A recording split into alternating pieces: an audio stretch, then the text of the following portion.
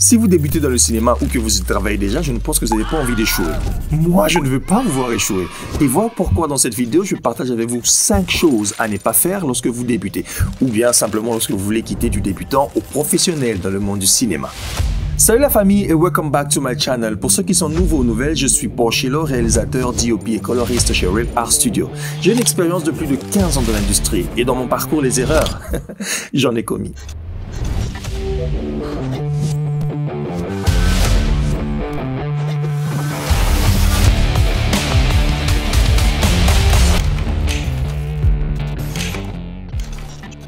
Lorsque nous débutons dans la vidéo, nous avons tous tendance à commettre les mêmes erreurs. Et ces erreurs ralentissent notre apprentissage ou même notre émergence dans le monde du cinéma. Comment je connais tout ça?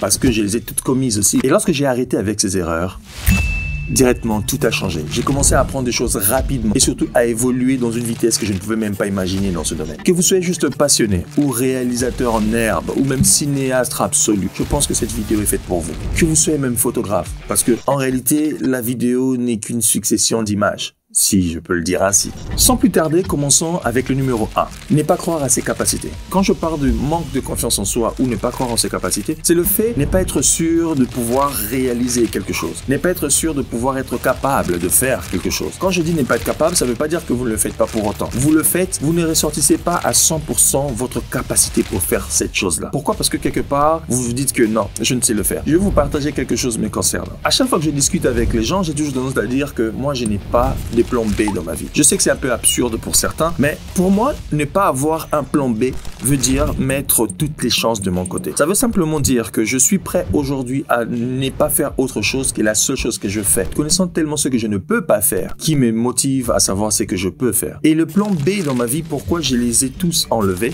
Parce que je veux donner 100% au plan A que j'ai. Aujourd'hui, je suis réalisateur et je me dis, bon, je fais la réalisation, mais si ça ne marche pas, je pense que je peux aussi devenir architecte. Soit disant en passant, je suis aussi architecte à l'intérieur. L'architecture devient mon plan B. Ça veut simplement dire que sur une échelle de 1 à 10, j'ai 9% de chances de réussir dans ma carrière de réalisateur et je laisse 1% au cas où je ne réussissais pas pour rentrer et de redevenir l'architecte que je suis toujours. Et c'est là ne me donne pas les 100% des capacités de ce que je dois faire en tant que réalisateur. D'où je me dis, je suis architecte aussi, d'accord? J'enlève cette partie d'architecture dans ma vie en tant qu'architecte pratiquant et je garde les 100% pour la réalisation. Là, j'ai donné un exemple du pourquoi moi, j'ai 100% confiance en ce que je fais, d'où j'ai enlevé tout ce qui peut freiner cela. Et nous avons tous besoin de marcher, pas forcément comme moi, enlever les plans B, les plans C, tout ce que vous voulez. Moi, j'ai donné mon exemple juste pour dire que j'ai tellement tout enlevé que je n'ai que le plan A. Donc j'ai 100% de mes capacités focus dans ce que je fais. Je crois en ce que je fais et je crois en ce que je peux réaliser demain. Dans la deuxième vidéo de cette chaîne, je pense que j'ai même raconté comment moi je faisais pour apprendre. Parce que j'avais tellement confiance en moi que j'apprenais sur des langues que je ne comprenais même pas. Je lisais des livres qui étaient en chinois, en russe, je ne sais pas quoi. J'essayais juste de regarder rien que les images pour essayer de comprendre des choses. Je croyais à la compétence que j'avais de pouvoir comprendre quelque chose sans pour autant le lire, comprendre visuellement les choses. Ce qui m'a poussé à grandir rapidement dans ce domaine. Ça, c'est quelque chose que nous devons arrêter de faire. Ne pas croire qu'on est capable de faire quelque chose. Et là, comme je l'ai dit, je ne dis pas simplement pour le cinéma. C'est dans tous les domaines. Quand vous débutez quelque chose, croyez. Et la foi. Même la Bible le dit. N'ai-je pas dit que si tu as la foi, tu diras à cette montagne, déplace-toi d'ici pour aller de l'autre côté. La première des choses que nous devons virer, éradiquer de notre vie, c'est ne pas croire en nos compétences. Ne pas croire qu'on est capable de faire quelque chose. Numéro 2, c'est simplement ne pas connaître les bases du cinéma ou ne pas connaître les métiers. Comment vous voulez plonger dans un domaine sans pour autant comprendre où vous allez? Je donne un exemple. Vous dites que vous voulez être réalisateur. Pour ceux qui veulent être réalisateurs, comment vous allez travailler dans cette industrie si vous ne connaissez pas avec qui vous travaillez ou si vous ne connaissez pas le réel travail du réalisateur? Vous devez connaître d'abord ce que vous faites. C'est vrai que vous avez l'amour de le faire, mais l'apprentissage, je pense que surpasse tout. Vous avez besoin de savoir comment ça se passe dans le monde du cinéma. C'est quoi le travail d'un réalisateur? C'est quoi les métiers de la production? Comment ça se passe? C'est qui un producteur? C'est quoi son travail? C'est qui l'assistant du producteur? C'est qui le chef déco? C'est quoi la déco? Vous devez connaître tout ça. Je donne un autre exemple qui n'a rien à voir, absolument rien à voir. Aujourd'hui, on est en Afrique. Ou demain, vous voulez voyager, aller en Europe. Ça, c'est tout à fait logique, c'est le rêve de plusieurs. Vous faites tout pour aller en Europe, mais vous n'avez même pas un passeport avec vous. Comment vous allez faire pour voyager? La première des choses serait d'avoir au moins un passeport. Parce que si on doit vous mettre un visa, ça sera dedans. C'est idem pour le monde du cinéma ou pour autre domaine que le cinéma. Pour mieux vous immerger, pour mieux les comprendre, vous devez d'abord connaître les bases. Comment ça se passe? Moi, quand j'ai commencé, je ne savais pas. J'ai commencé directement dans la 3D, je fais la 3D, je vais réaliser, je fais des clips vidéo. Vous devez connaître ce que vous faites.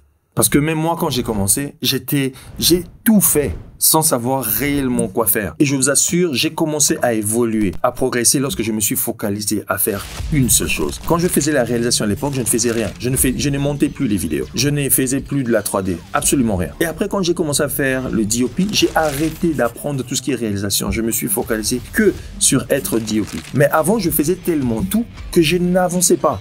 Pourquoi? Parce que quand la 3D arrive, je touche la 3D. Quand le script arrive, j'essaie d'écrire le script. La réalisation, j'essaie de réaliser. Quand il s'agit de faire la colorimétrie, j'essaie de faire la... Je faisais tout. Et faire tout ne vous permet pas d'évoluer. Je vous conseillerais, si vous réalisez et après trouver un gars pour vous faire le montage. Ou si vous faites le montage, trouvez un gars qui va vous réaliser et vous restez que dans le montage. Ne vous éparpillez pas. Le numéro 3, je dirais, il faudrait forcément avoir un mentor. Soit sans un mentor, sans un coach, vous n'allez pas évoluer. Non, c'est vrai qu'avoir quelqu'un qui vous guide vous permet facilement d'arriver quelque part. Mais cela ne veut forcément pas dire que sans cette personne-là, vous n'allez jamais y arriver. Celui qui est notre mentor avait peut-être forcément aussi un mentor, j'imagine, si on va dans cette logique. Maintenant, le premier, celui qui n'avait pas de mentor, comment il avait fait? C'était qui son mentor? Je pense qu'il n'y en avait pas. Parce que forcément, il faudrait bien commencer au niveau 0 ou au point 0 où il n'y a personne. Et maintenant, imaginez s'il vous plaît, demain vous êtes à l'incapacité d'entrer sur le net.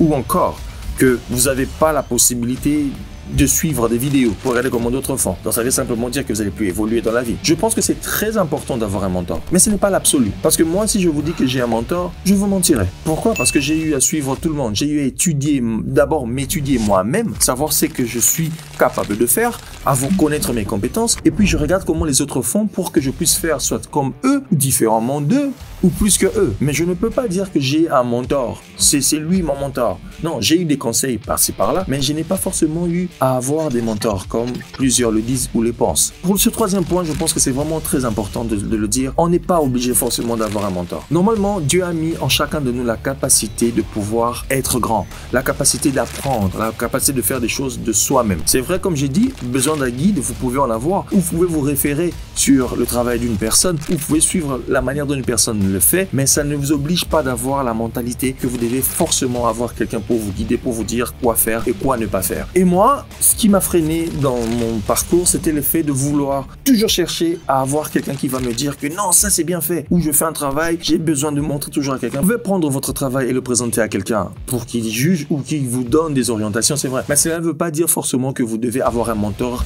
une personne qui vous dit les A et les Z de ce que vous faites. J'ai su les traces de certaines personnes, mais ça fait pas d'elles forcément mes mentors. Juste, j'essaie de les étudier. Voilà. C'est le mot que je peux dire, étudier. Si j'étudie telle personne ou telle autre personne, ça fait pas de cette personne forcément mon mentor. Avant, j'avais vraiment du mal à ça. Je n'arrivais pas à faire quelque chose avant de trouver quelqu'un pour demander conseil ou pour voir si la personne a fait comment, sans pour autant essayer d'abord de trouver les solutions par moi-même.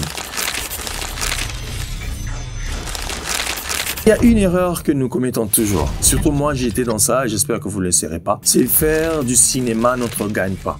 Ça, c'est l'erreur qu'il ne faut jamais faire. Pourquoi? Parce que n'oublions pas que vous le voulez ou pas, c'est une œuvre d'art. À chaque fois que vous réalisez quelque chose, vous réalisez une œuvre d'art. Je vais remonter dans le temps pour nous donner un exemple. Pourquoi aujourd'hui nous parlons de Da Vinci?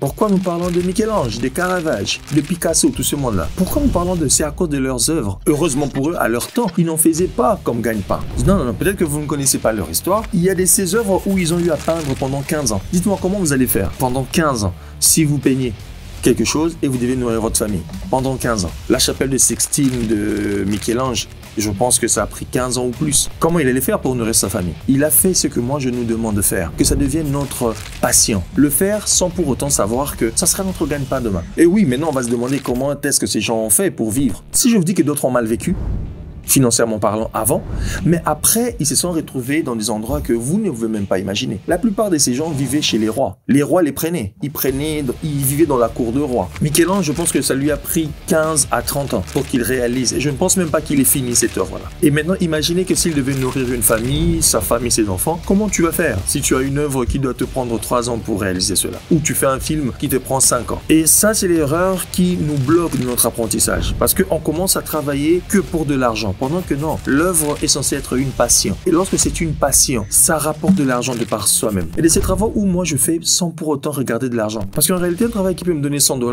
je peux le faire pour 2 $. Juste parce que j'aime le travail, ou j'aime l'œuvre, ou j'aime le script, ou j'aime l'idée de ce que ça apporte dans le cinéma, ou dans la société. Je veux être réalisateur parce que je veux être riche comme je sais pas qui. Je veux mieux vivre comme un tel vit mieux, mais en réalité, vous pouvez remarquer peut-être qu'il ne vit pas que de ça. Mais je ne veux pas dire que le cinéma n'a pas d'argent. Je ne veux pas dire cela. Non, je veux simplement dire que travailler à l'idée de faire de ça sa passion. Comme ça va rapporter de l'argent. Je le dis en présence de Dieu ici présent. Je sais qu'on n'est pas dans une église, mais la plupart des projets où je suis allé travailler, ce n'est pas moi qui les ai cherchés.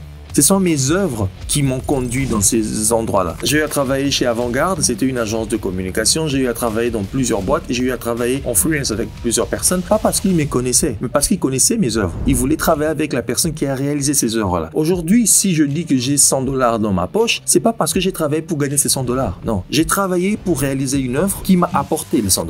Oubliez l'idée que vous allez faire étudier vos enfants, faire manger votre femme ou votre famille avec l'œuvre que vous faites de vos mains. Par contre, faites-le d'abord avec amour. Et c'est cette œuvre-là qui va générer de l'argent après. Pourquoi? Parce que vous l'aurez très bien fait. Pourquoi? Parce que vous aurez donné de votre cœur, de votre âme sur cette œuvre-là, qui va demain nécessiter que les gens puissent sortir de l'argent pour vous. Moi, ça m'a bloqué dans mes débuts. Quand à chaque fois que je m'arrêtais quelque part, j'avais besoin d'un ordinateur ou besoin de faire quelque chose, je me disais, je dois travailler, je dois faire un montage, je dois faire un truc rapidement pour pouvoir gagner de l'argent. Après chaque travail, je voyais des erreurs qui en sortaient. Pourquoi? Parce que je prenais pas le temps d'en faire comme passion, comme œuvre d'art, mais j'en faisais juste comme gagne-pain. Et notre 5e point est nul autre que posséder des équipements à la place de posséder la technique. Il nous arrive d'avoir des équipements sans savoir même le pourquoi. À quoi ça sert? Est-ce que c'est important d'avoir cet équipement-là? Nous dépensons plus à acheter les équipements que dépenser à apprendre, à savoir qu'est-ce que nous avons réellement besoin. C'est vrai que vous pouvez dire à un moment donné que vous avez besoin de la caméra pour vous exercer. Je vous donne un exemple. Moi, j'ai toujours eu des équipements. Mais concernant si je devais refaire, il y a plusieurs choses que je ne ferais pas. Il y a plusieurs dépenses dans ma vie que je ne l'aurais pas fait. Je vous assure, j'ai eu à acheter des choses, j'ai eu à acheter des équipements par moment sans savoir le réel besoin que j'avais pour ces équipements-là. Ou si ces équipements-là me serviraient à quoi. Et il y a des équipements que j'avais depuis 2012 ou c'est en 2022 que j'ai appris comment ça fonctionnait ou pourquoi je devais l'avoir. Mais quand on débute dans ce domaine, on a toujours tendance à vouloir avoir tout, sans pour autant connaître les besoins. Aujourd'hui, vous partez à l'optique d'acheter plein de lumières, plein de caméras. Sauf si vous êtes une maison de production pour faire louer, mais si ça vous appartient à vous seul, ça servirait à quoi? Je vais vous donner quelques exemples. Il y a un élément qui revient quasiment sur tous les objectifs professionnels. Par exemple, ça, j'ai objectif Canon 50 mm de 1.2, l'ouverture. Et si vous regardez sur cet objectif, vous allez voir, il y a les écrits qui sont là.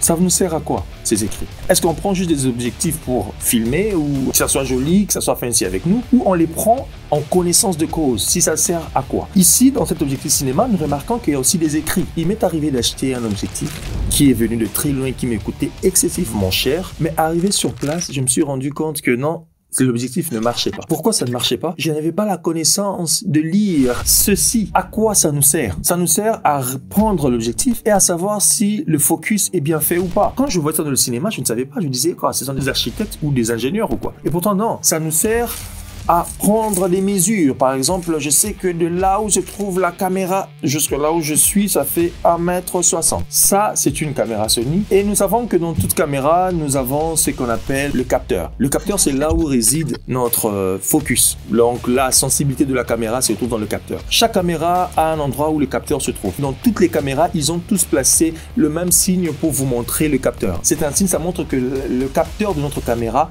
se trouve ici, pas là, devant, mais plutôt là. Ici, je nous ramène une caméra RED. Et pour la caméra RED, nous allons nous rendre compte que ça se place ici. C'est là que nous avons notre insigne. Quand je viens là, vous voyez que c'est le même signe que vous avez ici, là. Pour voir si votre objectif marche ou votre objectif fonctionne, il faut utiliser ce mètre. Et quand vous utilisez ce mètre, il faudrait prendre à partir de ce point, de la marque que vous avez là pour la raid. Je prends là, jusque sur cette marque, ça me fait 1,45 m. Donc ça voudrait dire que si je place mon objectif sur la caméra, donc si je fais ça avec la raid, vous voyez la marque qu'il y a là sur l'objectif. Ça voudrait dire que ici c'est en inch. 1,45 m, c'est là. 1,45 m. Et nous regardons, nous sommes dans 5 feet. Donc nous sommes dans 4,9. 4,9 quand on regarde notre caméra. 4,9 là. Ça veut dire que nous sommes ici. Pour tester mon objectif, je n'ai pas besoin forcément de mettre quelqu'un ou quoi devant la caméra. J'ai juste besoin de placer ceci.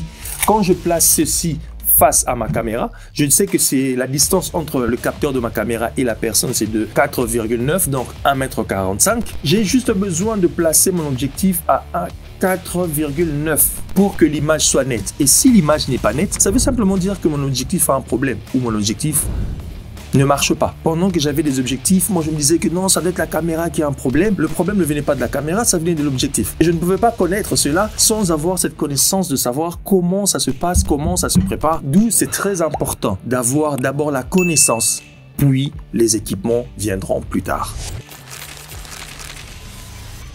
Je tenais à aborder ce sujet en espérant que cette vidéo vous permettra d'éviter les erreurs que moi j'ai eu à commettre. Les erreurs qui m'ont permis à évoluer lentement dans cette industrie. J'ai eu à passer 15 ans comme je vous ai dit et j'espère que vous n'aurez pas besoin de ces 15 ans. Vous aurez besoin juste de quelques mois ou de quelques semaines pour devenir encore meilleur. Cette vidéo a pour vocation de susciter votre curiosité, votre envie de vouloir apprendre. Si cette vidéo vous intéresse, donc celle-ci va vous intéresser plus où je parle de la production, comment bien préparer sa production. Et là, je vais en détail pour vous montrer, pour vous donner cette connaissance-là, par exemple, vous qui voulez vous lancer dans la production, quels sont les éléments que l'on prépare, quelles sont les étapes qu'on suit pour pouvoir présenter un dossier de production et surtout que ça puisse marcher. Quant à moi, je vous dis merci d'avoir suivi ces tutoriels et j'espère que vous n'allez pas commettre les mêmes erreurs que moi. Les erreurs, il y en a plusieurs et moi, j'en ai compté que 5. Cette vidéo n'est pas forcément que pour des débutants, c'est même pour nous qui sommes dans ce domaine depuis un moment parce qu'il y a des erreurs que nous continuons à faire et c'est pourquoi je me suis dit non, je préfère partager ça avec vous. Comme ça, au moins, si vous êtes dans cela, arrêtez et prenez la bonne voie. Et comme j'aime toujours le dire, ne vous arrêtez